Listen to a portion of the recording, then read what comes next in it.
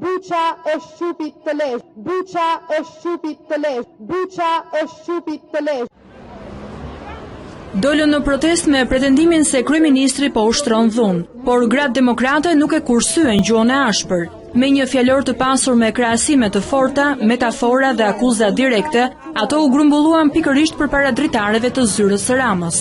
Në mënyrë që ta dish mirë që nuk ke të bësh me ato dashnoret kolektive që ke atje në bordellon tënde socialiste, por ke të bësh me një zonjë dhe një malsore, një njeri që gjithçka që ka arritur në jetë ka arritur në përmjet vështirësive dhe pamundësive. Po ju kujtoj edhe një herë që gratë dhe vajzat shqiptare nuk janë prostituta. Gratë dhe vajzat shqiptare janë vajzat të denja dhe gratë dhe vajzat e shoqërisë civile do të jenë në bashkëpunim me të gjitha gratë që marrin aksione politike kundrejt të drejtave grave. Në fakt nuk ka pasur asnjë rast në histori që bashkohet mostra me motrën, po ky s'ka motër. Unë jam Mirtila Marku, një aktiviste e shoqërisë civile, e pagzuar nga rilindja dhe mediat e ndrifugës me emrin Buqa e shqupit të Lezhës.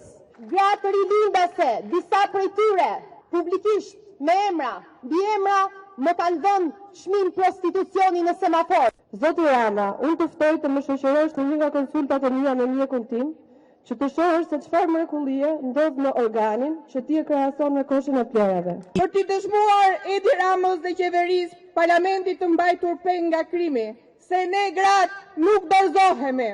Nuk ke të bësh me ato dashnoret kolektive që ke atje në bordellon tënde socialiste. Në një psikish që ndryshe bën e ndryshe thot. Denigron, thyen, pas dhunës verbale, pas dhunës së mendjes dhe të shpirtit që i bën një nona. Jam këtu për të kujtuar kryeministrit që gratë lezhjane, që gratë demokrate, lezhjane, mjeditore, shkodrane, vlonjate, dursake, nuk janë buqa.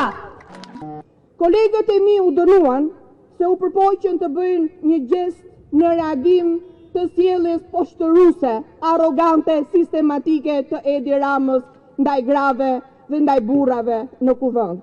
Vezët e kolegëve të mi kanë bërë shumë më pak pis se sa e ke bërë ti pis parlamentin e Shqipërisë.